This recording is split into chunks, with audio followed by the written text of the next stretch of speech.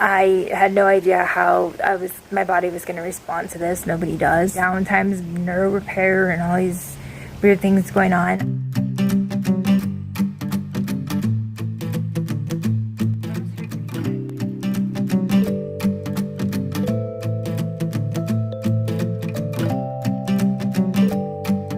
So today I'm hanging out with Kimberly. Here, the famous Kimberly. She's amazing. And today we went out to lunch, got smoothies. So we did some futurization cars today. Yeah, we were having a lot of fun, and I was thinking maybe we could both have a sleepover. Yes, sleepovers, because they're awesome. Niecey auntie sleepover. Is there anything else you'd like to say? Thank you guys for all the support for my aunt. Aww. And make sure you guys subscribe to my aunt. Look at and this also promoter. click the bell. Not like saying, oh no, you're wrong. No, I didn't mean to say it. Just cut this out. Cut this out. Okay.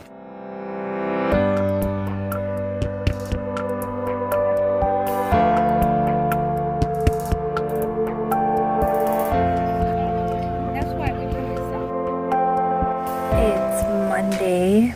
I usually film when I'm feeling well. I've mentioned this in videos in the past, but I haven't since I started the stem cell vlog. I film on good days usually, and then I don't have the energy or the desire to make myself film when I'm not feeling good. So I often don't show the times when I am feeling down.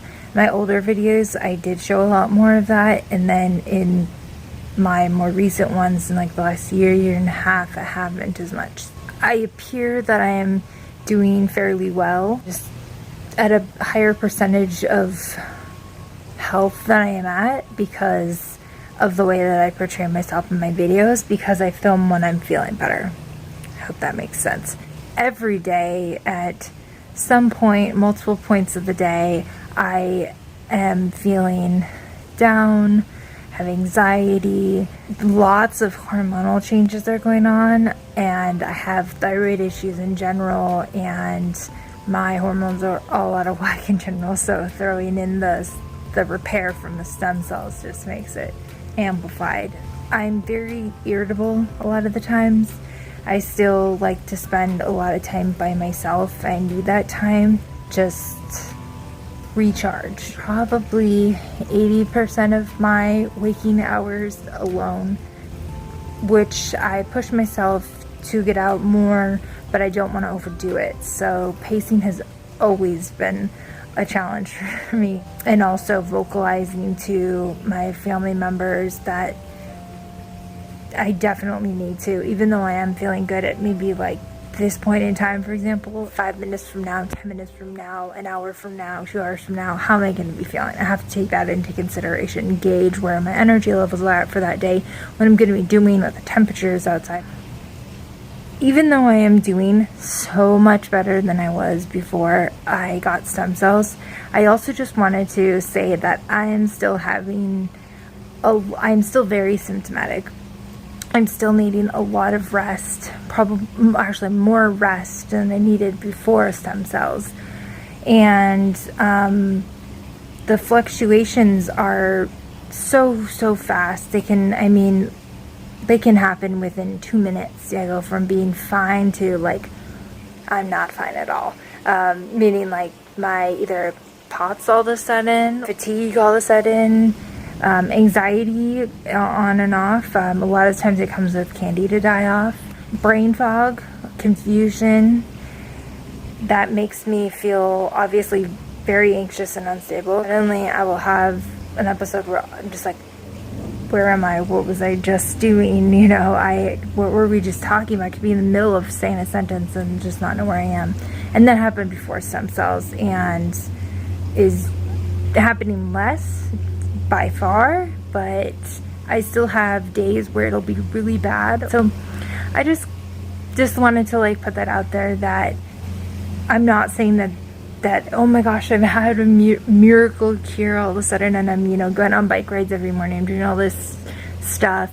My bike rides are very slow before the weather gets hot, but just getting out in nature and everything is like the main part in consistently every day doing something, because for me that's tough to do. So that's very important to me. I'm very happy with my progress, extremely happy.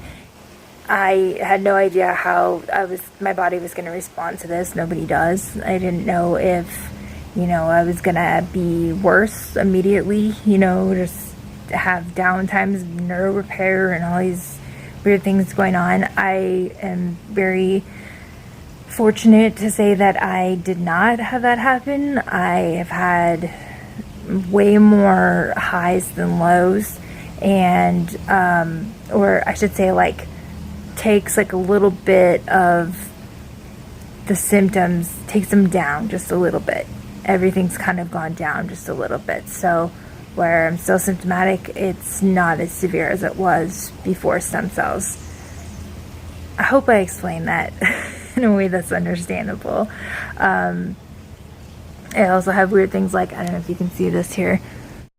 Like, yeah, you can totally see it. It's an ulcer type thing that I've had 2 of those now since stem cells. It just finally healed up and then broke open again. It's just a visible example of what's something that's going on right now. Hello, it's Wednesday, August 15th. I've had a bit of a down day today. I've been weaning myself off of gabapentin, which I've been on for 8+ years now, and I didn't even know if it was helping or not anymore. I thought, okay, I'll just down dose by 25 milligrams. I'm at 600 a day. It would take me months to get off of this medication. However, it still is too much for me, and so I was having too much of a withdrawal response to it. I'm still within the first 100 days of my stem cell transplant, and so I'm not supposed to be doing anything to stress my body out. And I was thinking, oh, if I get off the medication, it'll be less stress. But no, it just, I had to turn around from my bike ride today and come home because I was just hurting too much. And then I kept feeling like I was gonna have seizures. And then my neck and my back were out, so I went to the chiropractor because I had really bad vertigo on top of it, and got my neck adjusted, and the vertigo was gone almost right away. Noise, light, and movement sensitivity was high today. Other than going to the chiropractor, I spent the whole day on the couch or in bed again, which is fine. You know, I mean, I still have much better days than I was having before. Getting myself to do anything today has just been a push. So I just feel like kind of like a mental, like, my mind is cemented over. Kind of felt like that all last night too, because I was laying in bed awake more than I was asleep, but I was okay with just laying there while I was in bed, which is weird because usually I'd get out a book or start watching a documentary or something like that, but I was just laying there a lot of the night. So I don't know, gonna go see a neurologist because now I'm wondering if the gabapentin was like kind of keeping off some seizures, because having these little like absence seizures or something like that, I really have no idea. That's just like the closest thing I found so far to be, seems like what might be going on with me. Not that I want the neurologist to treat it with medication or anything like that. I just want it to be recorded down somewhere in my records that I'm having some type of seizure. It's just not non-epileptic.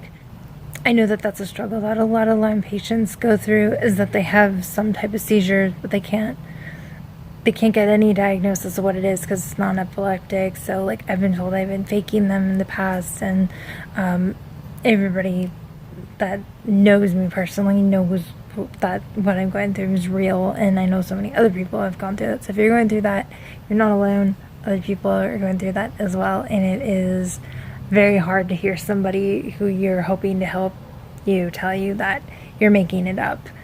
It's almost like worse than it's all in your head, like as if you're just doing it to get attention. Well, thank you for watching us, and I hope you guys are having a fabulous day. Yeah. Wait. Have a safe, fantastic, amazing. Peace. Yeah, just cut this out.